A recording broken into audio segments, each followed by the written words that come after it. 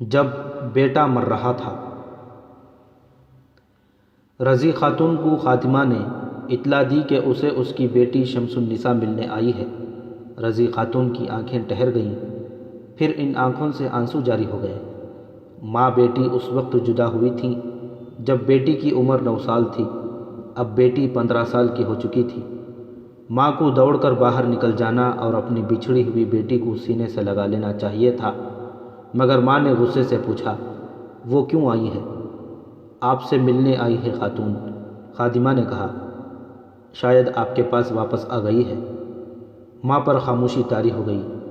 خادمہ منتظر کھڑی تھی۔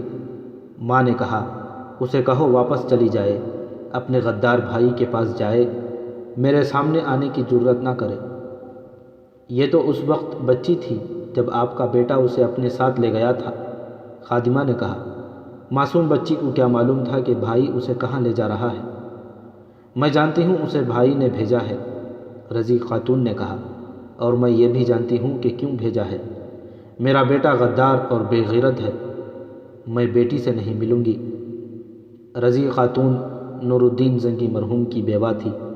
آپ اس سلسلے کی پچھلی اقساط میں تفصیل سے پڑھ چکے ہیں کہ اسلام کی عظمت کا پاسبان نور الدین زنگی فوت ہو گیا تو اس کے امراء، وزراء اور بعض فوجی حکام نے منمانی کرنے کے لیے اس کے بیٹے الملک الصالح کو سلطان بنا دیا تھا۔ الصالح کی عمر صرف 11 سال تھی، شمس النساء اس کی چھوٹی بہن تھیں، عمر 8-9 سال تھی۔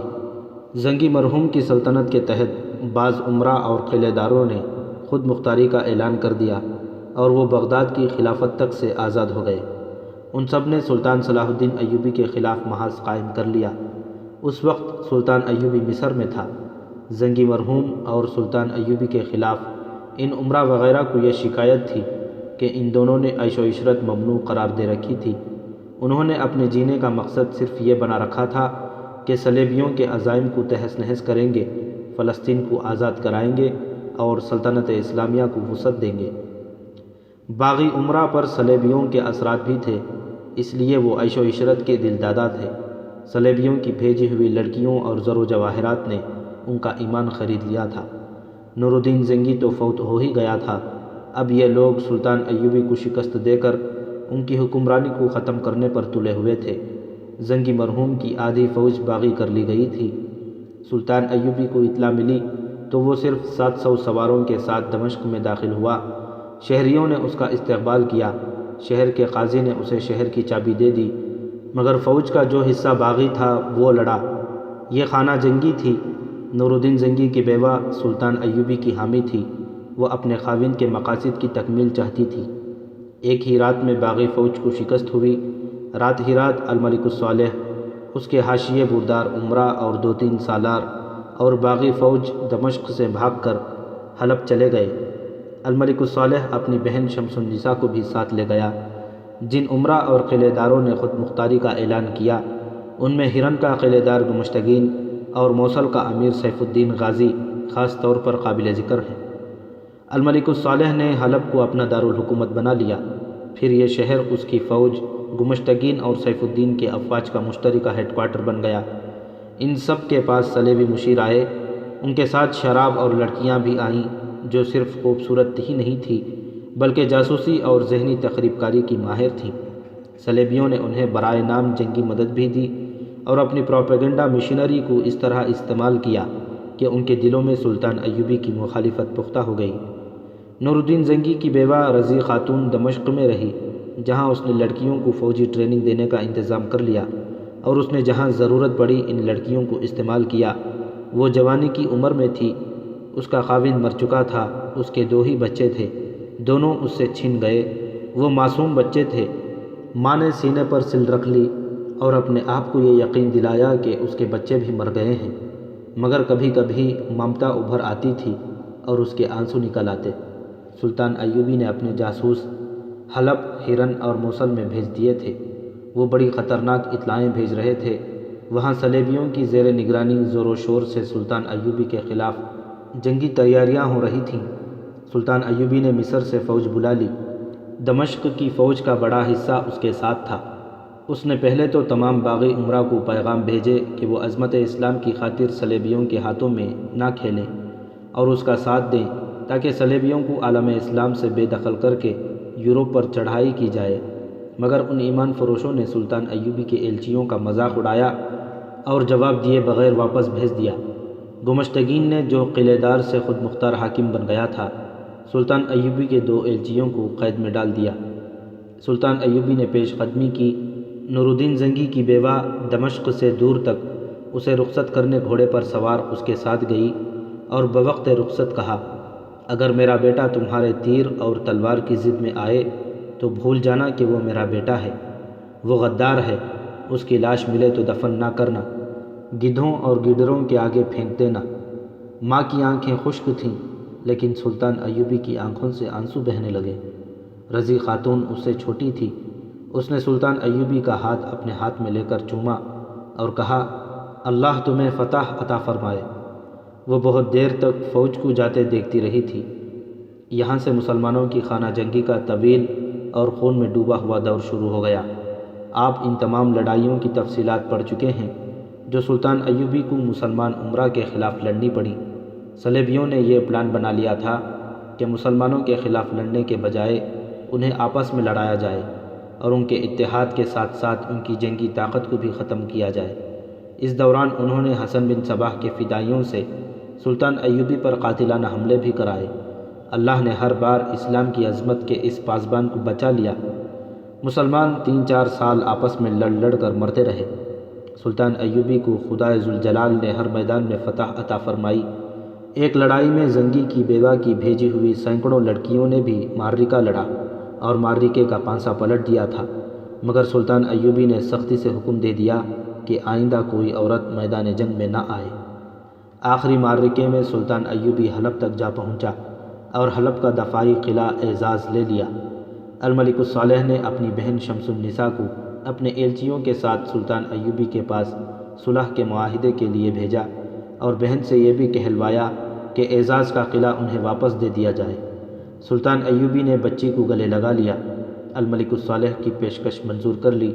اعزاز کا قلعہ بچی کو دے دیا۔ چند اور شرائط طے کر کے الملک الصالح کو حلب کا نیم خود مختار حکمران رہنے دیا۔ ان شرائط میں یہ بھی تھا کہ سلطان ایوبی کو جب فوج کی ضرورت پڑے گی الملک الصالح اسے فوج دے گا۔ یہ صلح کا معاہدہ تھا۔ گمشتگین کو الملک الصالح نے اپنے خلاف سازش کے جرم میں مروا دیا تھا۔ باقی امراء نے سلطان ایوبی کی اطاعت قبول کر لی۔ پچھلی قسط میں آپ نے پڑھا ہے کہ سلطان ایوبی نے قار احصار کے حکمران ابن لاؤن کو شکست دی۔ اس جنگ میں معاہدے کے مطابق حلب سے بھی فوج بھیجی گئی تھی۔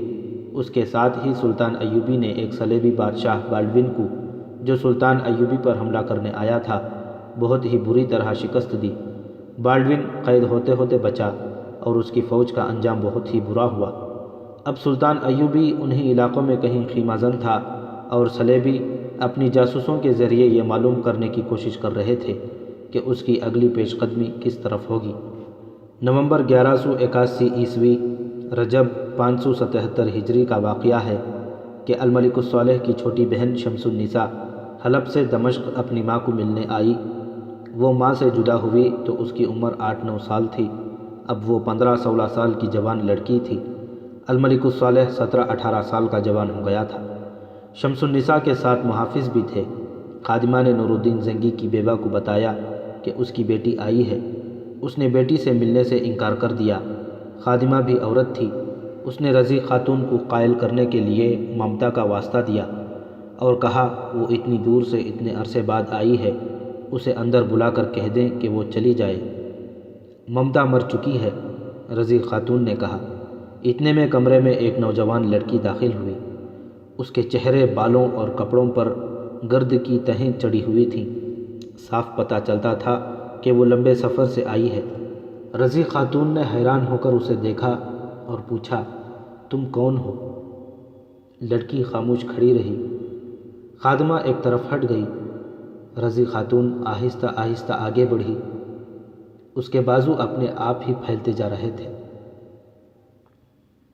اس کے منہ سے سرگوشی نکلی، تم میری بچی ہو شمس النساء، میری شمی؟ وہ آہستہ آہستہ آگے بڑھتی جا رہی تھی اور کہہ رہی تھی، تم اتنی بڑی ہو گئی ہو؟ شمس النساء دروازے کے پاس خاموش کھڑی رہی۔ رضی خاتون اپنی بیٹی سے 2-3 قدم دور رہ گئی تو رک گئی۔ اس کے پھیلے ہوئے بازو اس کے پہلوؤں میں گر پڑے۔ اس کے ہونٹوں سے مسکراہٹ غائب ہو گئی۔ 2-3 قدم آگے جانے کے بجائے وہ 2-3 قدم پیچھے ہٹ آئی تھی۔ اس کے دانت جو مسکرائے تھے غصے سے پسنے لگے۔ ممتا جو اپنے آپ بیدار ہو گئی تھی اپنے آپ بجھ گئی۔ تم یہاں کیوں آئی ہو؟ ماں نے دبی ہوئی مگر قہر بھری آواز میں پوچھا۔ ماں، شمس النساء نے رندھی ہوئی آواز میں کہا اور بازو پھیلا کر آگے بڑھی۔ میں آپ سے ملنے آئی ہوں۔ میں نے 12 روز کی مسافت 3 دنوں میں طے کی ہے۔ تم یہاں کیوں آئی ہو؟ ماں نے بلند آواز سے پوچھا اور کہا، دور کھڑی رہو، میں صلیبیوں کے سائے میں پلی ہوئی لڑکی کو اپنے قریب نہیں آنے دوں گی۔ ماں، میری بات سن لو، بیٹی نے منت کی۔ میرے اوپر جو گرد پڑی ہے اسے دیکھو، اس گرد سے مجھے مجاہدین اسلام کی خون کی بو آ رہی ہے۔ ماں نے کہا، یہ ان مجاہدین کا خون ہے جو میرے بیٹے کی فوج کے ہاتھوں شہید ہوئے، یہ خانہ جنگی کا خون ہے۔ ماں، شمس النساء دوڑ کر آگے آئی اور ماں کے قدموں میں گر پڑی۔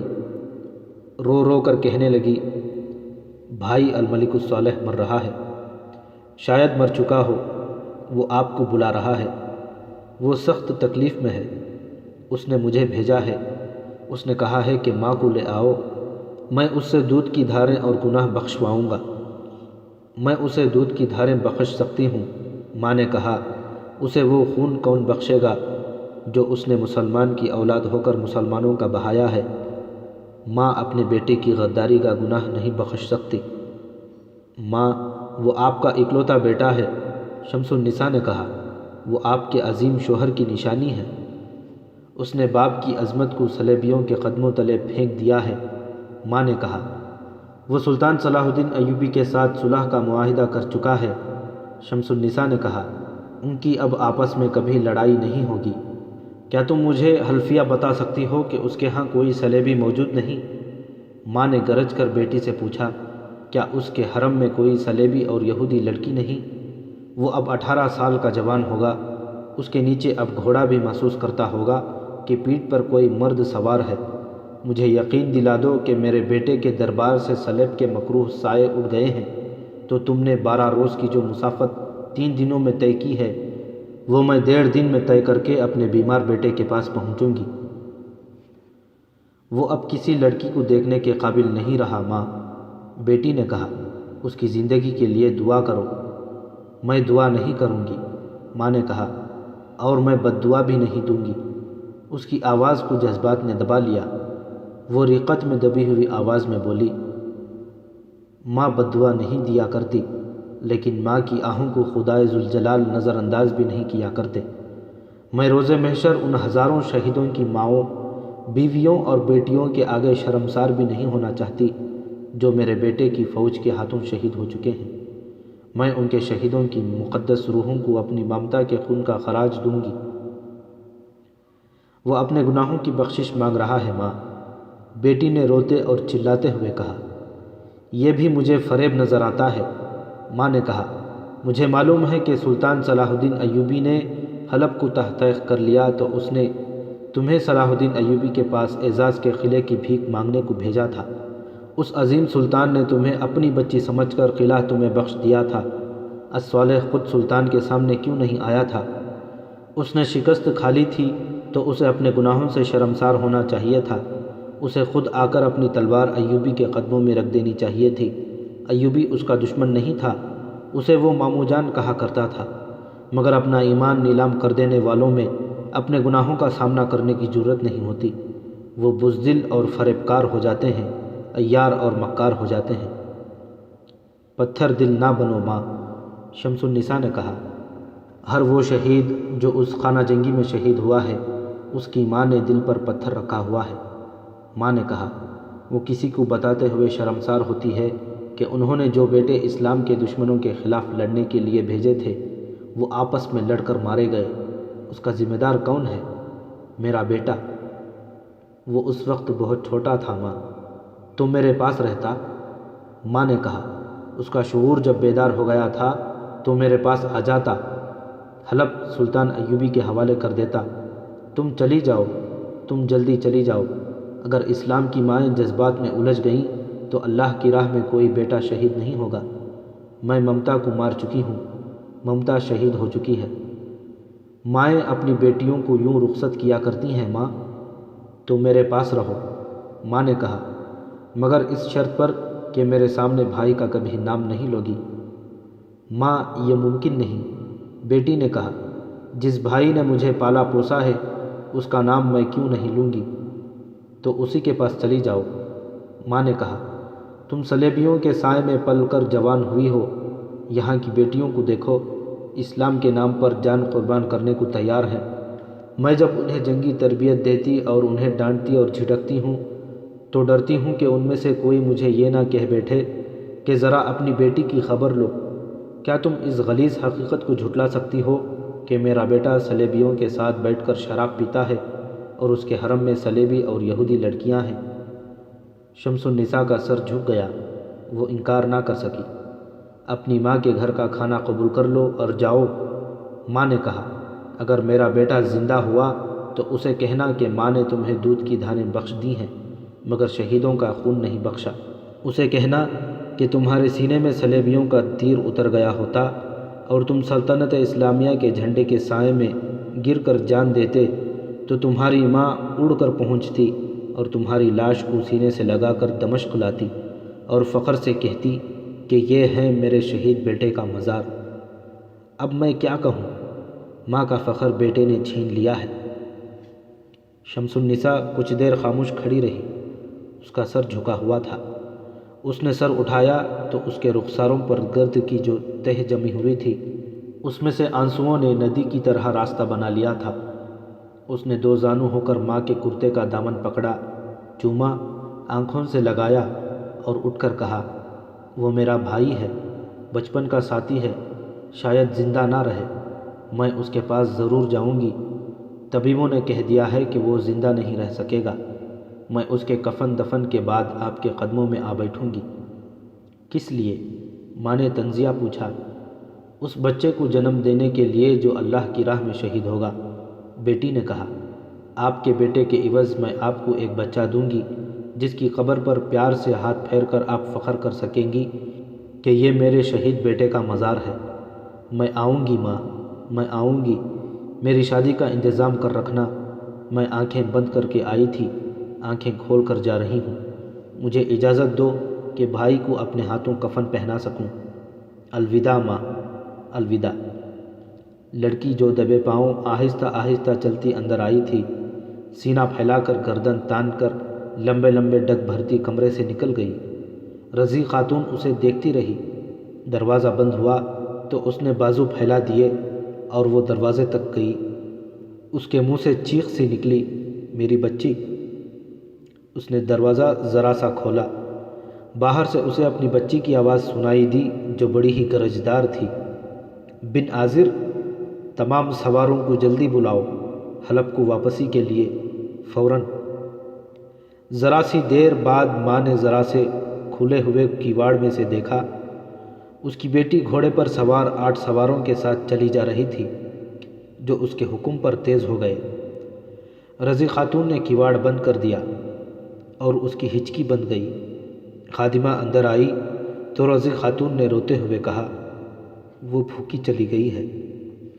یہ نومبر 1181 کا واقعہ ہے جب ماں بیٹی کی ملاقات ہوئی تھی۔ 2 سال پہلے کا واقعہ ہے جب سلطان صلاح الدین ایوبی نے ابن لاؤن کو ایسی شکست دی کہ اس کا قلعہ اس کی فوج کے جنگی قیدیوں سے اس طرح مسمار کرا دیا تھا کہ اس کا نام و نشان نہیں رہا تھا۔ اس کا ملبہ دریا میں پھینک دیا گیا تھا۔ اس کے فوراً بعد سلطان ایوبی نے صلیبی بادشاہ بالڈون کو شکست دی تھی۔ یہ دراصل ایک مسلمان جاسوس کا کارنامہ تھا۔ اس نے سلطان ایوبی کو بروقت اطلاع دے دی تھی کہ فوج فلاں پہاڑی مقام پر گھات میں بیٹھی ہے۔ آپ نے ان دونوں جنگوں کی تفصیلات پچھلی قسط میں پڑھی ہیں۔ یہ بالڈون کی دوسری پسپائی اور پٹائی تھی۔ اس سے پہلے وہ سلطان ایوبی کے بھائی العادل سے ایسی ہی شکست کھا چکا تھا۔ اب سلطان ایوبی نے اسے اٹھنے کے قابل رہنے نہیں دیا تھا، لیکن وہاں وہ اکیلا صلیبی بادشاہ نہیں تھا۔ عالم اسلام میں کئی صلیبی افواج موجود تھیں۔ ان کے حکمران دل سے ایک دوسرے کے خلاف تھے، لیکن ان کا دشمن مشترک تھا، اس لیے وہ ایک دوسرے کی مدد کرتے تھے۔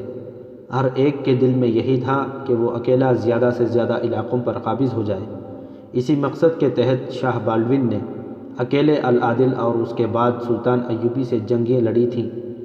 اس کے پاس فوج اور وسائل کی کمی نہیں تھی، اس کا اسلحہ بھی برتر تھا اور اس کے جانور بھی بہتر تھے، لیکن ہار گیا۔ کچھ عرصہ تو اسے بکھری ہوئی فوج اکٹھی کرنے میں لگ گیا۔ اس دوران اسے اطلاع ملی کہ سلطان ایوبی ابن لاؤن کو بھی شکست دے کر اس کی بادشاہی اور جنگی طاقت کمزور کر آیا ہے۔ ابن لاؤن آرمینی تھا، آرمینی صلیبیوں کے دوست تھے۔ ان کی شکست صلیبیوں کے لیے اچھی خاصی چوٹ تھی۔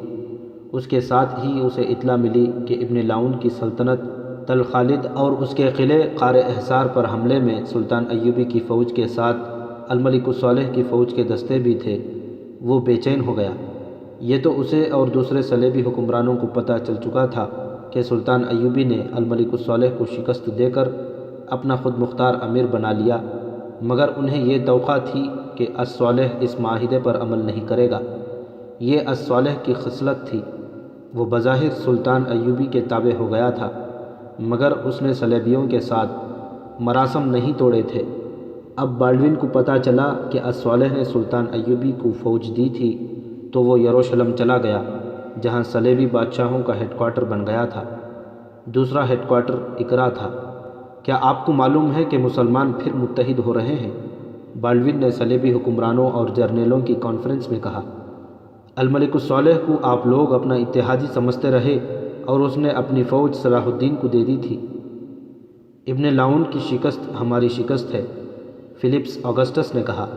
اگر آپ گھات میں بیٹھنے کے بجائے ابن لاؤن کی مدد کو پہنچتے، صلاح الدین پر عقب سے حملہ کر دیتے، تو شکست اس کی ہوتی۔ جس طرح آپ میں کسی کو معلوم نہ ہو سکا کہ صلاح الدین نے پیش قدمی کا رخ بدل کر تل خالد کا رخ کر لیا ہے، اس طرح مجھے بھی معلوم نہ ہو سکا۔ یہ آپ کے نظام جاسوسی کی کوتاہی ہے، گئی افل زینان نے کہا۔ ہم بہت دور تھے، دیکھ بھال اور جاسوسی کا انتظام آپ کو کرنا چاہیے تھا۔ آپ قریب تھے، سلطان ایوبی کی فوج آپ کے قریب سے گزر گئی، آپ کو پتہ نہ چلا، آپ گھات میں چھپے رہے۔ مجھے معلوم نہیں تھا کہ میرے ساتھ ایک مسلمان جاسوس ہے، بالڈون نے کہا۔ میں اسے بے ضرر آدمی سمجھتا رہا اور وہ میرا قیدی تھا، مگر بھاگ گیا اور سلطان ایوبی کو گھات کی خبر دے دی۔ لیکن اب یہ سوچنا ہے کہ ایوبی اور الصالح کا معاہدہ اور اتحاد کس طرح توڑا جائے۔ کیا آپ مسلمانوں کی کمزوریوں کو یوں بھول گئے ہیں یا انہیں نظر انداز کر رہے ہیں؟ ایک اور صلیبی بادشاہ نے کہا۔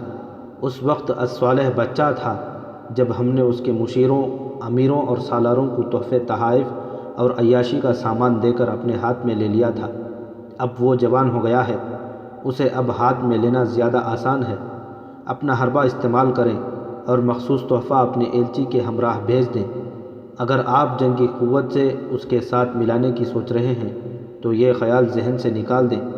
سلطان ایوبی کی فوج اس علاقے میں موجود ہے، العادل بھی اپنی فوج کے ساتھ یہی ہے، الصالح کے پاس اپنی فوج کے علاوہ ہرن اور موصل کی بھی فوج ہے۔ اگر آپ نے حلب پر حملہ کیا تو سلطان ایوبی تمام تر فوج کی کمان اپنے ہاتھ میں لے لے گا۔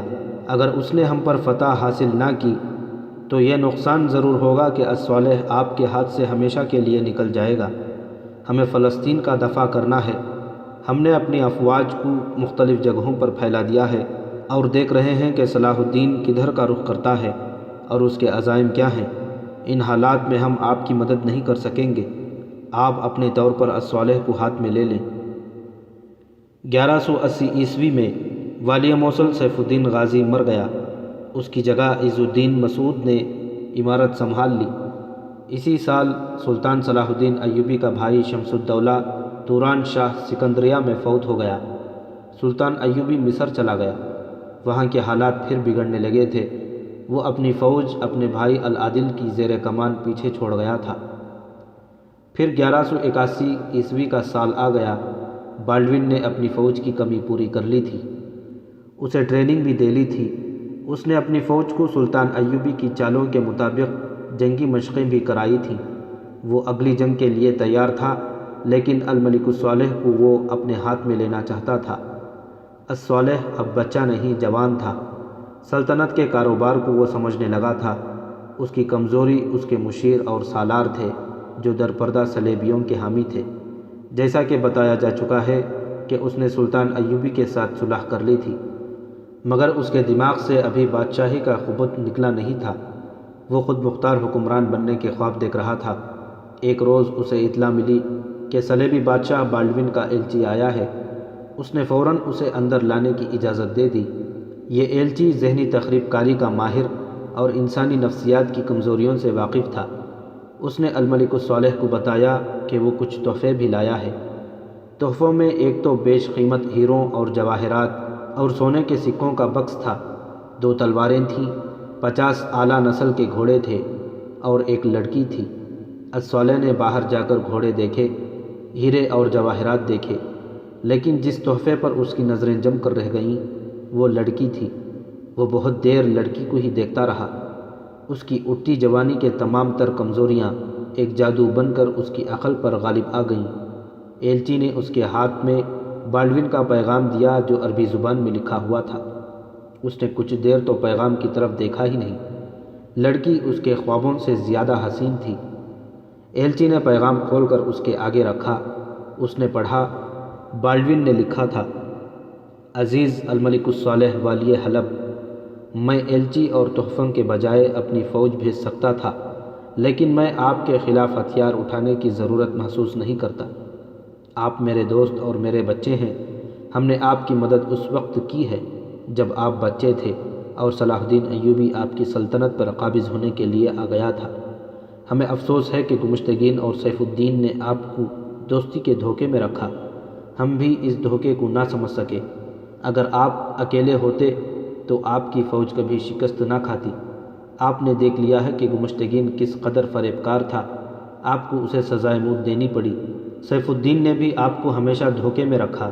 وہ حلب پر قبضہ کرنا چاہتا تھا۔ یہ ہم تھے جنہوں نے اسے ان عزائم سے باز رکھا۔ آپ نے آخر صلاح الدین ایوبی سے شکست کھائی، جس نے آپ کو اس کی اطلاعات قبول کرنے پر مجبور کیا۔ آپ اتنے مجبور ہوئے کہ اسے آپ نے ابن لاؤن پر حملہ کرنے کے لیے فوج دے دی۔ میں اچھی طرح جانتا ہوں کہ آپ جیسا غیور جنگجو اپنی یہ توہین برداشت نہیں کر سکتا، مگر آپ تنہا تھے۔ میں خود جنگ و جدل میں الجھا رہا، ورنہ آپ کی مدد کو پہنچتا۔ اب میں آپ کی طرف توجہ دینے کے قابل ہو گیا ہوں۔ آپ یہ نہ بھولیں کہ صلاح الدین ایوبی نے آپ کو ایسی خود مختاری دی ہے جس کا مطلب غلامی ہے۔ وہ آپ کو آہستہ آہستہ غلام بنا رہا ہے۔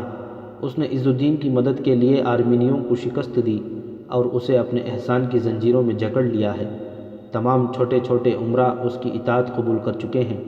اب اس کی نظر آپ کے علاوہ موصل اور ہرن پر ہے۔ ذرا غور کریں کہ وہ مصر سے ہمارے خلاف لڑنے کے لیے فوج لایا تھا، لیکن اس نے تل خالد پر جا حملہ کیا اور آپ سے بھی فوج لے لی۔ اب وہ پھر مصر چلا گیا ہے۔ اس کے جانے کا جو مقصد ہے وہ ہمارے جاسوس ہمیں بتا چکے ہیں۔ وہ بیش بہا خزانہ لے کر گیا ہے، جو وہ قاہرہ اپنے خزانے میں رکھ کر واپس آئے گا۔ اس نے آپ کو کیا دیا ہے؟ آپ کی فوج کو اس نے مال غنیمت میں کتنا حصہ دیا ہے؟ اس نے یروشلم کی طرف پیش قدمی کیوں نہیں کی؟ کیا آپ کو کسی نے نہیں بتایا کہ آرمینیوں کی کتنی لڑکیاں وہ اپنے ساتھ لے گیا ہے؟ ان سوالوں کو اپنے ذہن میں الٹ پلٹ کریں۔ آپ پر صلاح الدین ایوبی کے کردار اور اس کی نیت کی اصل حقیقت واضح ہو جائے گی۔ آپ کے ساتھ ہماری کوئی دشمنی نہیں۔ ہم اس خطے میں امن و امان قائم کرنے آئے ہیں۔ ہم یہ بھی جانتے ہیں کہ سلطان ایوبی یہاں سے ہمیں بے دخل کر کے یورپ پر حملہ کرنے اور اپنی سلطنت کو وسعت دینے کی سوچ رہا ہے۔ آپ کو اور دوسرے امراء کو وہ اپنی تھیلی کے سکے سمجھتا ہے۔ اگر آپ نے اپنے دفاع کا انتظام نہ کیا تو آپ کا نام و نشان مٹ جائے گا۔ ہم یہاں یورپ کے دفاع کے لیے لڑ رہے ہیں۔ اگر آپ میری بات سمجھ گئے ہیں تو مجھے جواب دیں۔ میں اپنے مشیر بھیجوں گا جو آپ کی مالی اور جنگی ضرورت کا جائزہ لے کر مجھے بتائیں گے۔ میں نے جو گھوڑے بھیجے ہیں یہ تحفہ ہے۔ میں آپ کی فوج کے لیے ایسے سینکڑوں گھوڑے بھیج سکتا ہوں۔ یورپ سے ہم نے جدید ہتھیار منگوائے ہیں، وہ بھی آپ کو دیے جائیں گے۔ آپ صلاح الدین ایوبی کے ساتھ کیا ہوا معاہدہ نہ توڑیں، درپردہ معاہدہ توڑ دیں اور اپنے دفاع کی تیاری کریں، ہم آپ کے ساتھ ہیں۔ الملک الصالح کے نوجوان اعصاب پر یہودیوں کی اتنی حسین اور دلکش لڑکی نے پہلے ہی قبضہ کر لیا تھا۔ پیغام کے الفاظ جادو کی طرح اس کے دل میں اترتے گئے۔ اس نے ایلچی کے آرام اور خوراک کا ایسا انتظام کرنے کا حکم دیا جیسے بالڈوین خود آ گیا ہو۔ پھر اس نے اپنے آپ کو لڑکی کے حوالے کر دیا۔ اس نے اس سے زیادہ خوبصورت لڑکیاں بھی دیکھی تھیں، لیکن اس لڑکی کا جو انداز تھا اور جو اس کی مسکراہٹ تھی، اس نے اس کے حسن میں طلسماتی اثر پیدا کر رکھا تھا۔ الصالح اندھا ہو گیا۔ رات کو لڑکی اس کے خوابگاہ میں آئی تو اس کے ہاتھ میں صراحی اور پیالے تھے، یہ بھی تحفہ تھا۔ لڑکی نے اسے بتایا کہ یہ فرانس کی شراب ہے جو صرف بادشاہوں کے لیے تیار کی جاتی ہے۔ آپ کے حرم میں تو کچھ بھی نہیں، لڑکی نے اسے کہا۔ کیا آپ ضرورت محسوس نہیں کرتے کہ آپ کا حرم آباد ہو؟ میرے حرم کے لیے تم اکیلی کافی ہو، الملک الصالح نے مخمور آواز میں کہا۔ میں اپنے جیسی لڑکیوں سے آپ کا حرم بھر دوں گی، لڑکی نے شراب کا پیالہ اس کے ہاتھ میں دیتے ہوئے کہا۔ کیا یہ صحیح ہے کہ صلاح الدین ایوبی کی ایک ہی بیوی ہے اور وہ کسی کو حرم میں عورتیں رکھنے کی اجازت نہیں دیتا؟ ہاں، الصالح نے جواب دیا، یہ صحیح ہے، وہ شراب کی بھی اجازت نہیں دیتا۔ آپ کو معلوم نہیں کہ اس کا اپنا ایک خفیہ حرم ہے جس میں غیر معمولی طور پر حسین لڑکیاں ہیں، ان میں مسلمان بھی ہیں، یہودی اور عیسائی بھی۔ فانوس کی رنگین اور ہلکی ہلکی روشنی اور فرانس کی شراب کے نشے میں یہ لڑکی طلسم بن کر اس پر چھاتی چلی گئی، اور ذرا سی دیر بعد وہ لڑکی کے ریشمی بالوں کی زنجیروں میں جکڑا گیا۔ گناہ کی رات کی کوکھ سے سحر نے جنم لیا تو الصالح نے لڑکی سے کہا، یہاں میری ایک بہن بھی ہے، تم اس کے سامنے نہ آنا، وہ ابھی پسند نہیں کرتی کہ میں شادی کے بغیر کسی لڑکی کے قریب جاؤں۔ میں کسی وقت اسے بتاؤں گا کہ تم مسلمان ہو اور میرے ساتھ شادی کرنے آئی ہو۔ اپنی بہن کو آزاد کیوں نہیں کرتے؟ لڑکی نے کہا، اسے مردوں میں اٹھنے بیٹھنے دیں، وہ شہزادی ہے، آپ بادشاہ ہیں۔ صلاح الدین ایوبی آپ کی یہ حیثیت ختم کر رہا ہے، ہم آپ کی بہن کو الگ سلطنت دے کر سلطانہ بنا دیں گے۔ الملک الصالح تصوروں میں بادشاہ بن گیا۔ کیا خبر لائے ہو؟ بالڈوین نے شراب کے نشے میں بدمست لہجے میں اپنے ایلچی سے پوچھا۔ کیا میں کبھی ناکام بھی لوٹا ہوں؟ ایلچی نے جواب دیا۔ اس نے الملک الصالح کے محل میں 4 روز قیام کیا تھا اور بڑی لمبی مسافت طے کر کے ابھی ابھی واپس آیا تھا۔ اس نے کہا، مسلمانوں پر فوج کشی کر کے آپ اتنی جانیں ضائع کرتے اور اتنے زیادہ گھوڑے مرواتے ہیں۔ مسلمانوں کے حکمرانوں سے صرف ایک لڑکی ہتھیار ڈلوا سکتی ہے۔ صرف لڑکی نہیں، بالڈوین نے کہا۔ مسلمان کو اگر لڑکی کا صرف تصور دے دو تو وہ اپنے نیک و بد کو بھول کر اسی تصور کا ہو جاتا ہے۔ کہو تم کیا کر کے آئے ہو؟ اس نے تحریری جواب نہیں دیا۔ ایلچی نے کہا، کہتا تھا کہ صلاح الدین ایوبی کے جاسوس اور چھاپا مار ہر طرف گھومتے پھرتے رہتے ہیں، کہیں ایسا نہ ہو کہ پیغام پکڑا جائے۔ اس نے آپ کی ہر بات مان لی ہے۔ وہ صلاح الدین ایوبی کا حامی نہیں، البتہ گھبرایا ہوا تھا اور اپنے آپ کو ایوبی کے مقابلے میں تنہا سمجھتا تھا۔ آپ کے پیغام نے اسے بہت حوصلہ دیا ہے۔ اس نے کہا ہے کہ آپ اپنے مشیر بھیج دیں، لیکن عربی تاجروں کے لباس میں ہوں اور یہاں ہر کسی کو یہی بتائیں کہ وہ شاہی سطح پر تجارت کی بات چیت کرنے آئے ہیں۔ وہ کسی شک میں تو نہیں؟ بالڈوین نے پوچھا۔ آپ نے اسے یہودیوں کا جو تحفہ بھیجا ہے اس نے کسی شک کی گنجائش نہیں رہنے دی۔ ایلچی نے جواب دیا، میں نے وہاں 4 روز قیام کیا ہے۔ اس دوران میں اس کے سالاروں سے ملتا رہا ہوں اور اس کے دوسرے حاکموں سے بھی ملا ہوں۔ ان میں بہت سے ایسے ملے ہیں جو ایوبی کے حق میں ہیں۔ میں نے ان میں سے 2 کو اپنے ہاتھ میں لے لیا ہے اور انہیں وعدے دیے ہیں، چوری چھپے انہیں تحفے بھی دیے ہیں۔ وہاں صلاح الدین ایوبی کے جاسوس بھی موجود ہیں، اس لیے کسی بات کو مخفی رکھنا ممکن نہیں۔ تاہم الملک الصالح کو اپنے ہاتھ میں سمجھیے۔ میں نے لڑکی کو ان 2 جرنیلوں سے متعارف کرا دیا ہے جنہیں میں نے ہاتھ میں لیا ہے، وہ اپنا کام کرتی رہے گی، آپ اپنے آدمی جلدی روانہ کر دیں۔ یہ ایلچی صرف ایلچی نہیں تھا، بتایا جا چکا ہے کہ انسانی نفسیات سے کھیلنے والا استاد تھا۔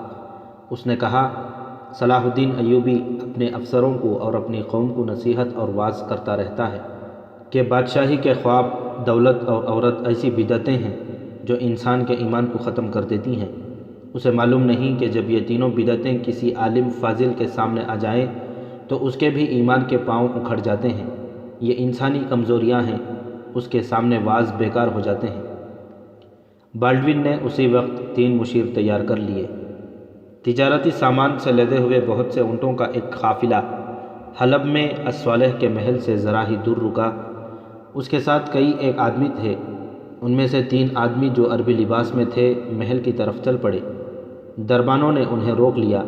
تاجر الملک الصالح سے ملنا چاہتے تھے، کہتے تھے کہ وہ ہیرے اور کچھ اور بیش قیمت سامان لائے ہیں جو بادشاہ خریدتے ہیں، اور وہ حلب کے ساتھ تجارت کرنے کی بات چیت کریں گے۔ محافظوں کے کمانڈر ابن خطیب نے انہیں سر سے پاؤں تک دیکھا، ان کی باتوں میں دلچسپی لے کر انہیں بے تکلفی سے بولنے کا موقع دیا۔ وہ ان کی آنکھوں کا سبز اور نیلا رنگ اور چہرے کی رنگت کو غور سے دیکھتا رہا۔ اسے معلوم تھا کہ تجارت کی بات چیت براہ راست بادشاہ کے ساتھ کبھی بھی نہیں ہوئی۔ وہ انہیں الگ لے گیا۔ آپ اپنا اصل مقصد بتائیں، ابن خطیب نے پوچھا۔ ہم اپنا مقصد بتا چکے ہیں۔ یروشلم سے آئے ہو یا اقرا سے؟ ابن خطیب نے پوچھا۔ ہم تاجر ہیں، ایک نے جواب دیا۔ ہم ہر ملک میں جاتے ہیں، یروشلم اور اقرا بھی جاتے ہیں۔ تم کس شک میں ہو؟ شک میں نہیں، ابن خطیب نے کہا۔ مجھے یقین ہے کہ میں آپ تینوں کو جانتا ہوں۔ آپ مجھے نہیں جانتے، میں آپ کا آدمی ہوں۔ میرا نام ابن خطیب ہے، لیکن میرا نام کچھ اور ہے۔ ہرمن اچھی طرح جانتا ہے۔ ہرمن صلیبیوں کی جاسوسی اور سراغ رسانی کے نظام کا سربراہ اور اس فن کا ماہر تھا۔ ابن خطیب نے کوئی خفیہ لفظ بولا جو صلیبیوں کے جاسوس ایک دوسرے کی شناخت کے لیے بولا کرتے تھے۔ تاجر جو دراصل بالڈون کی بھیجے ہوئے مشیر تھے مسکرائے۔ انہیں بتایا گیا تھا کہ الملک الصالح کے ہاں صلیبی جاسوس موجود ہیں۔ ابن خطیب نے انہیں یقین دلا دیا کہ وہ انہی کا جاسوس ہے۔ آپ اسی مقصد کے لیے آئے ہیں؟ ابن خطیب نے پوچھا۔ مجھ سے نہ چھپائیں ورنہ آپ کو اندر جانے نہیں دیا جائے گا۔ ہاں، ایک صلیبی نے کہا، اسی مقصد کے لیے۔ اور ہمیں یہ بتاؤ کہ صلاح الدین ایوبی کے جاسوس محل میں موجود ہیں؟ موجود ہیں، لیکن ان پر ہماری نظر ہے، ابن خطیب نے کہا۔ ان سے ہم آپ کو چھپائے رکھیں گے، لیکن مجھے آپ کے مقصد سے پوری واقفیت ہونی چاہیے۔ ان تینوں نے اپنے خفیہ الفاظ اور طریقوں سے یقین کر لیا کہ ابن خطیب انہی کا آدمی ہے۔ انہوں نے اسے اپنا مقصد بتا دیا۔ ابن خطیب نے اندر جا کر الملک الصالح کو اطلاع دی کہ 3 تاجر شرف ملاقات چاہتے ہیں۔ تم محافظ دستے کے نئے کمانڈر ہو؟ الملک الصالح نے پوچھا۔ جی حضور، اس نے جواب دیا۔ کہاں کے رہنے والے ہو؟ اس نے کسی گاؤں کا نام لے لیا تو الملک الصالح نے کہا، ہم ہر وقت ہر کسی سے نہیں مل سکتے، آئندہ خیال رکھنا۔ ان تینوں کو اندر بھیج دو۔ اس نے باہر جا کر تینوں کو اندر جانے کو کہا اور آنکھ مار کر ہدایت کی کہ بہت سنبھل کر بات کریں۔ رات عشاء کی نماز کے بعد ابن خطیب جامع مسجد کے امام کے پاس بیٹھا ہوا تھا۔ 2 اور آدمی بھی تھے۔ اب اس میں کسی شک کی گنجائش نہیں رہی کہ الملک الصالح ایک بار پھر صلیبیوں کے جال میں آ رہا ہے۔ ابن خطیب نے کہا، میں نے آپ کو پہلے ایلچی اور تحفوں کی اطلاع دی تھی۔ وہ صلیبیوں کی طرف سے آئے تھے اور ساتھ ایک بڑی ہی خوبصورت لڑکی تھی۔ آج پتہ چل گیا ہے کہ وہ ایلچی بالڈون کی طرف سے آیا تھا۔ آج 3 تاجر الملک الصالح سے تجارت کی بات چیت کرنے کے لیے آئے ہیں۔ آپ جانتے ہیں کہ میں نے 2 سال بیت المقدس میں صلیبیوں کے درمیان رہ کر جاسوسی کی ہے۔ ان تینوں کے چہرے اور زبان کا لہجہ بتاتا تھا کہ انہوں نے جو عربی لباس پہن رکھا ہے یہ بہروپ ہے۔ میں نے ان کا جاسوس بن کر ان کا اصل روپ دیکھ لیا ہے۔ بیت المقدس کی جاسوسی نے آج مجھے بہت فائدہ دیا ہے۔ میں ان کے خفیہ کوڈ الفاظ جانتا ہوں اور خفیہ اشارے بھی۔ محترم علی بن سفیان کی تربیت کی برکت آج دیکھی ہے۔ ابن خطیب سلطان ایوبی کا جاسوس تھا جو تھوڑا ہی عرصہ گزرا حلب میں آیا اور الملک الصالح کے ایسے نائب سالار کی کوشش میں محافظ دستے کا کمانڈر بن گیا تھا جو سلطان ایوبی کا حامی تھا۔ ابن خطیب علی بن سفیان کا خصوصی طور پر ذہین اور بے خوف جاسوس تھا۔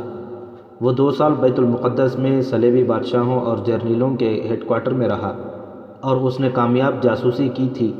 جامع مسجد کا امام ان تمام جاسوسوں کا کمانڈر تھا جو سلطان ایوبی نے حلب میں بھیج رکھے تھے۔ عشاء کی نماز کے بعد جسے کوئی رپورٹ دینی ہوتی وہ مسجد میں جا کر امام کو دے دیتا تھا۔ امام اپنے طور پر تصدیق کر کے رپورٹ سلطان ایوبی تک پہنچا دیتا تھا۔ ابن خطیب بڑی ہی قیمتی رپورٹ لایا تھا۔ اتنے میں ایک ادھیڑ عمر عورت آ گئی۔ وہ سر سے پاؤں تک سیاہ برقع نما کپڑے میں مستور تھی۔ اندر آ کر اس نے چہرہ بے نقاب کیا۔ اسے دیکھ کر سب ہنس پڑے۔ وہ الملک الصالح کی خادمہ تھی۔ یہ اس کی خوابگاہ کی دیکھ بھال کرتی اور اس کی درپردہ زندگی کی رازدان تھی۔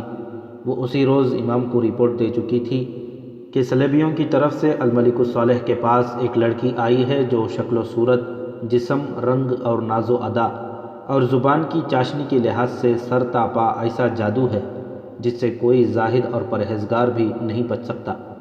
وہ امام کو بتا چکی تھی کہ الصالح کا باقاعدہ حرم نہیں، لیکن اس کی راتیں عورت کے بغیر نہیں گزرتیں۔ عورت اس کی کمزوری بن گئی ہے۔ مگر اس لڑکی نے، جو مجھے یہودی معلوم ہوتی ہے، الصالح کو اپنا غلام بلکہ قیدی بنا لیا ہے۔ خادمہ نے کہا، وہ اتنا پاگل ہو گیا ہے کہ مجھ سے باچھیں کھلا کر پوچھتا ہے، یہ لڑکی تمہیں پسند ہے؟ میں اس کے ساتھ شادی کر لوں؟ میں نے ایک بار اسے کہا کہ اپنی بہن سے پوچھ لیں۔ اس نے مجھے سختی سے کہا کہ اس کی بہن کے ساتھ ذکر نہ کرو۔ خادمہ بھی جاسوس تھی۔ اس نے تفصیل سے بتا دیا کہ الملک الصالح پوری طرح اس لڑکی کے جال میں آ گیا ہے۔ اب کوئی اور لڑکی اس کے خوابگاہ میں داخل نہیں ہو سکتی۔ اب سوچنا یہ ہے کہ اسی وقت سلطان ایوبی کو اطلاع دے دی جائے یا یہ دیکھ لیا جائے کہ صلیبی کیا کرتے ہیں یا الصالح سے کیا کرواتے ہیں۔ امام نے کہا، میری رائے یہ ہے کہ الصالح کوئی ٹھوس کارروائی کر لے۔ جو معاہدے کے خلاف ہو تو سلطان کو اطلاع دی جائے۔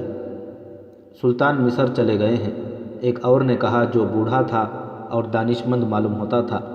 ادھر العادل ہیں، وہ سلطان سے حکم منگوائے بغیر کوئی کارروائی نہیں کریں گے۔ اتنے عرصے میں یہاں کے حالات ایسے ہو سکتے ہیں جو شاید قابو سے نکل جائیں۔ کیوں نہ کوئی ایسی کارروائی سوچی جائے جو اس سلسلے کو یہیں پر ختم کر دے۔ میں آپ کو ایک مشورہ دیتی ہوں، خادمہ نے کہا۔ الصالح کی توجہ صرف لڑکی پر ہے۔ وہ بھلا برا سوچنے کے قابل نہیں رہا۔ یہ لڑکی دن کے وقت بھی اسے شراب میں مدہوش رکھتی ہے۔ بدبخت پہلے بھی پیتا تھا، لیکن صرف رات کو پیتا تھا اور اتنی زیادہ اس نے کبھی نہیں پی تھی۔ نشے کی حالت میں وہ اپنی بہن کے سامنے نہیں ہوتا تھا، اسے دن کو ملتا تھا۔ اب یہ حالت ہے کہ جب سے یہ لڑکی آئی ہے بہن بھائی کی ملاقات نہیں ہوئی۔ بہن میں باپ کی شرافت ہے۔ وہ مجھ سے پوچھتی ہے تو میں کہہ دیتی ہوں کہ سلطنت کے کام ایسے ہیں کہ الصالح کو فرصت نہیں۔ میرا مشورہ یہ ہے کہ لڑکی کو غائب کر دیا جائے تو الصالح کے ہوش ٹھکانے نہیں رہیں گے۔ میں آپ کو یقین دلاتی ہوں کہ وہ سوچ بھی نہیں سکے گا کہ صلیبیوں سے کوئی بات کرے یا نہ کرے۔ اس کارروائی پر بحث مباحثہ ہوتا رہا۔ ابن خطیب نے کہا کہ وہ تاجروں کو بھی غائب کر سکتا ہے۔ یہ فیصلہ ہوا کہ موقع دیکھ کر پہلے لڑکی کو غائب کیا جائے، مگر یہ کام آسان نہیں تھا بلکہ ناممکن تھا۔ تاہم انہوں نے اسی کارروائی کا فیصلہ کر لیا۔ یہ نومبر 1181 عیسوی کے دن تھے۔ اونٹوں کا قافلہ باہر رکا رہا، لوگ خرید و فروخت کرتے رہے۔ تینوں صلیبی مشیر عربی تاجروں کے بھیس میں الصالح سے ملتے ملاتے رہے۔ وہ اپنی شرائط خفیہ طور پر طے کر رہے تھے۔ 16-17 نومبر 6-7 رجب 577 ہجری کی رات الصالح نے بہت بڑی ضیافت کا اہتمام کیا جس کی بظاہر کوئی وجہ نہیں تھی، لیکن درپردہ اس ضیافت کی تقریب یہ تھی کہ صلیبی مشیروں کے ساتھ الصالح نے خفیہ معاہدہ کر لیا تھا جس کا علم صرف 2 سالاروں کو تھا۔ رات کی ضیافت میں سینکڑوں مہمان تھے، ان میں صلیبی مشیر بھی تھے جو ابھی تک عربی تاجروں کے لباس میں تھے۔ ان کے قافلے کے شتربان بھی اس میں مدعو تھے، لیکن وہ شتربانوں کی حیثیت سے ضیافت میں نہیں آئے تھے۔ ان میں دراصل شتربان کوئی بھی نہیں تھا، ان میں بعض جاسوس تھے اور باقی صلیبی فوج کے افسر۔ ضیافت میں یہودی لڑکی بھی تھی اور الصالح کی بہن بھی۔ مگر اسے انتظامات کی دیکھ بھال سونپی گئی تھی۔ اس رات محافظ دستے کی پابندیاں بھی کم ہو گئی تھیں۔ مہمانوں کا ریلا چلا آ رہا تھا، کوئی خطرہ نہیں تھا، کم از کم الصالح کوئی خطرہ محسوس نہیں کر رہا تھا۔ شراب کا دور چل رہا تھا، سالم بکرے روسٹ کیے گئے تھے، وسیع میدان میں قیناتیں اور شامیانے لگائے گئے تھے۔ جوں جوں رات گزرتی جا رہی تھی، ضیافت کا رنگ نکھرتا آ رہا تھا، ہر طرف مہمانوں کی چہل پہل تھی۔ یہودی لڑکی ادھر ادھر پھدکتی پھر رہی تھی، وہ کسی سے مل کر آ رہی تھی کہ اسے خادمہ نے روک لیا اور کسی سالار کا نام لے کر کہا کہ وہ کسی ضروری بات کے لیے بلا رہا ہے۔ لڑکی کو معلوم تھا کہ یہ اس کا اپنا آدمی ہے، وہ ادھر چلی گئی، پھر واپس نہیں آئی۔ الصالح کو ابھی پتہ نہیں چلا تھا کہ لڑکی غائب ہو گئی ہے۔ ابن خطیب اس رات ڈیوٹی پر نہیں تھا۔ اس نے 3 تاجروں میں سے ایک کے ساتھ بات کرنے کا موقع پیدا کر لیا اور کہا، آپ تینوں یہاں سے نکلیں ورنہ مارے جائیں گے، بہت بڑا خطرہ ہے۔ سلطان ایوبی کے چھاپہ ماروں کی اطلاع ملی ہے کہ مہمانوں کے بھیس میں یہاں موجود ہیں۔ اس نے اسے ایک جگہ بتا کر کہا کہ تینوں وہاں آ جائیں، آگے انہیں لے جا کر چھپانے کا انتظام کر لیا گیا ہے۔ اب ہمیں یہاں سے نکلنا ہی ہے، صلیبی نے کہا، ہمارا کام ہو چکا ہے، پھر جلدی نکلیں۔ ابن خطیب نے کہا، ورنہ صبح تک آپ کی لاشیں یہاں سے نکلیں گی۔ اس صلیبی نے یہ بات اپنے ساتھیوں کے کانوں میں جا ڈالی اور وہ ایک ایک کر کے وہاں سے اس طرح نکلے کہ کسی کو شک نہ ہو۔ اگر وہ محل کے اندر ہوتے تو نکلتے دیکھے جا سکتے تھے۔ وہ میدان تھا، اندھیرے راستے سے گئے۔ آگے ابن خطیب 3 گھوڑوں کے ساتھ کھڑا تھا، خود بھی گھوڑے پر سوار تھا۔ ضیافت میں رقص و سرور اور مہمانوں کا اتنا شور تھا کہ کسی کو 4 گھوڑوں کے قدموں کی آواز نہ سنائی دی، اور الصالح کو علم ہی نہ ہو سکا کہ اس کے خصوصی مہمان فرضی خطرے سے بھاگ کر حقیقی خطرے میں چلے گئے ہیں۔ آبادی سے دور ایک جھونپڑا نما مکان تھا، تینوں صلیبی اس میں بیٹھے تھے۔ ابن خطیب خدا کا شکر ادا کر رہا تھا کہ ان کی جانیں بچ گئی ہیں۔ انہوں نے اپنے شتربانوں کے متعلق فکر کا اظہار کیا۔ ابن خطیب نے انہیں تسلی دی کہ سب کو نکال لیا جائے گا۔ اس نے ان سے پوچھا کہ وہ اسے بتا کر جائیں کہ کیا معاملہ طے ہوا ہے، تاکہ وہ اس کے مطابق چوکنا رہے۔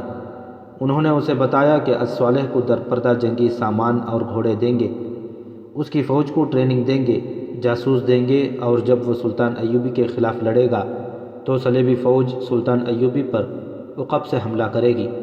مختصر یہ ہے کہ الصالح سلطان ایوبی کے ساتھ ہوا تو معاہدہ توڑ دے گا، لیکن اس وقت توڑے گا جب صلیبی اسے اشارہ دیں گے۔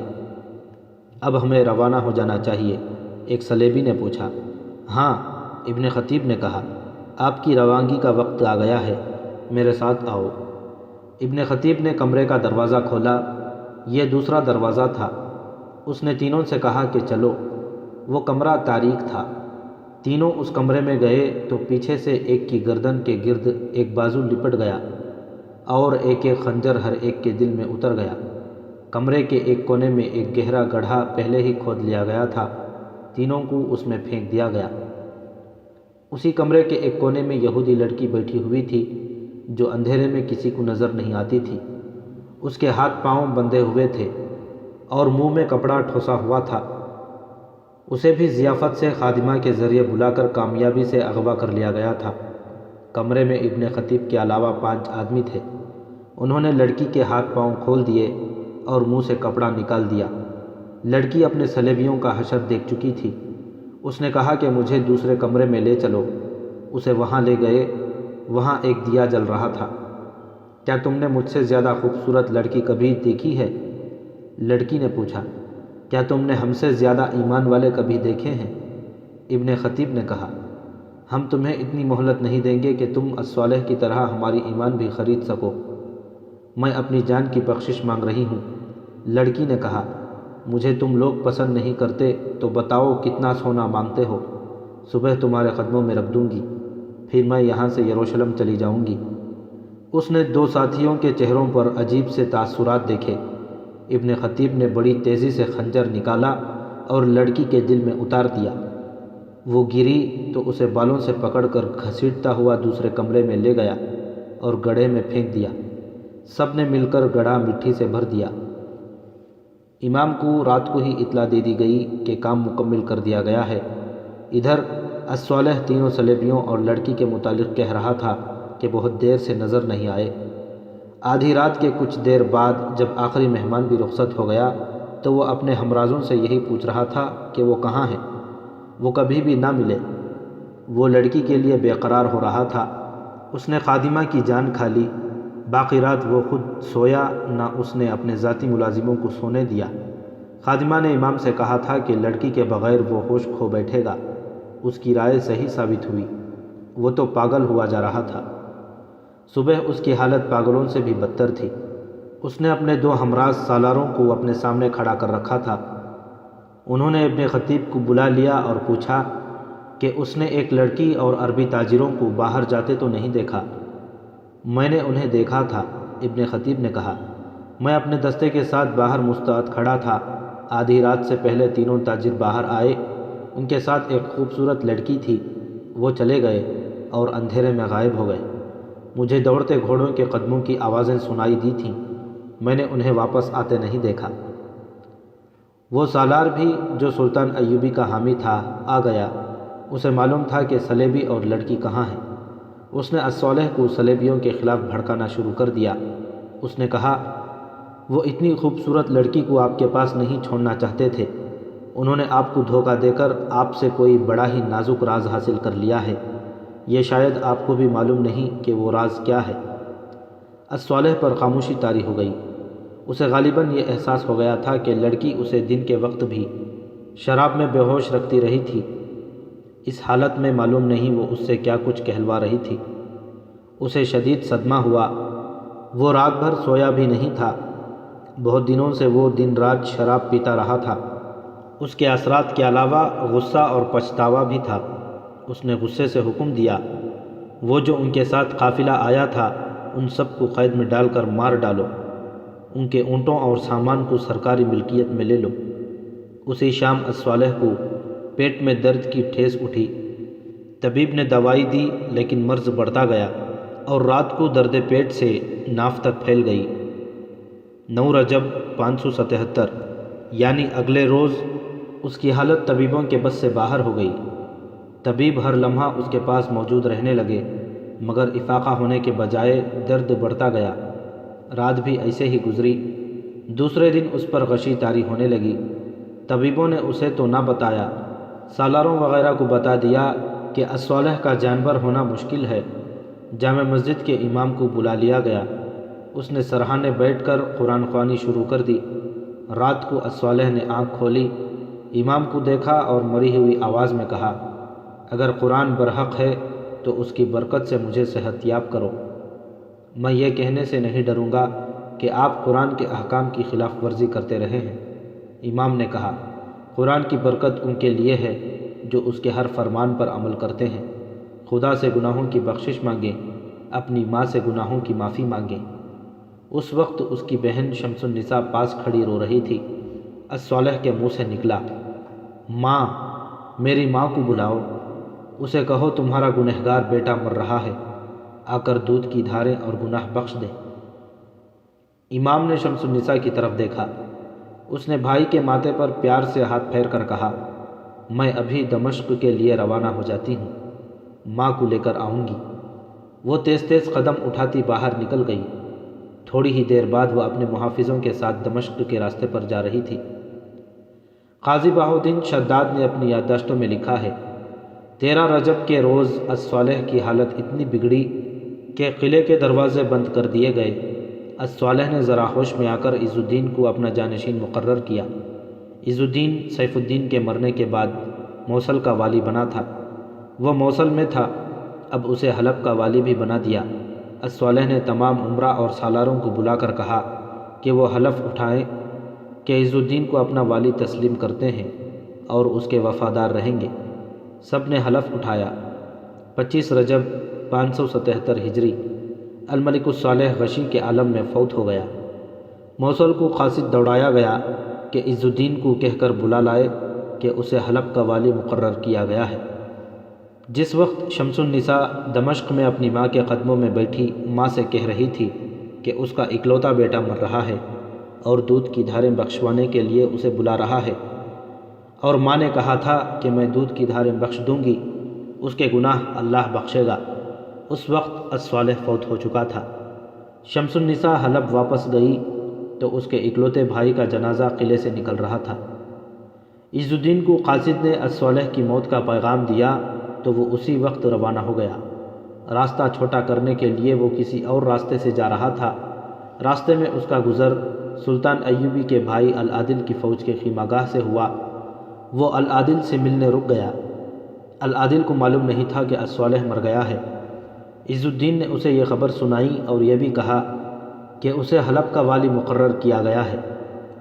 العادل نے اسے کہا، تم آئندہ خانہ جنگی کو روک سکتے ہو اور حلب کو دمشق سے ملا سکتے ہو۔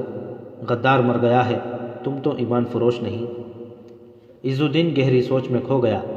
کچھ وقت بعد اس نے العادل سے کہا، ہاں، میں حلب اور دمشق کو ایسے رشتے میں جکڑ سکتا ہوں جو کبھی نہیں ٹوٹے گا، لیکن اسے مضبوط بنانے کے لیے تم ایک کام بلکہ میری خواہش پوری کر سکتے ہو۔ میں نور الدین زنگی مرحوم کی بیوہ سے شادی کرنا چاہتا ہوں، اگر وہ عظیم عورت مان جائے تو۔ میں آج ہی دمشق چلا جاؤں گا۔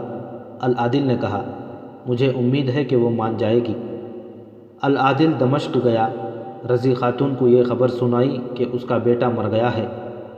اللہ اس کے گناہ معاف کرے، ماں نے کہا۔ کچھ دیر بعد العادل نے کہا کہ الصالح عز الدین کو اپنا جانشین مقرر کر گیا ہے اور عز الدین نے اس کے ساتھ شادی کی خواہش ظاہر کی ہے۔ رضی خاتون نے انکار کر دیا، یہ شادی آپ کی اور عز الدین کی نہیں ہوگی۔ العادل نے کہا، یہ دمشق اور حلب کی شادی ہوگی، اس سے آئندہ خانہ جنگی رک جائے گی اور صلیبیوں کے خلاف محاذ مستحکم ہو سکے گا۔ عظمت اسلام کے لیے میں ہر قربانی دینے کے لیے تیار ہوں۔ رضی خاتون نے کہا، میری ذاتی خواہش مر چکی ہے۔ 5 شوال 11 فروری 1272 عیسوی عز الدین اور رضی خاتون کی شادی ہو گئی۔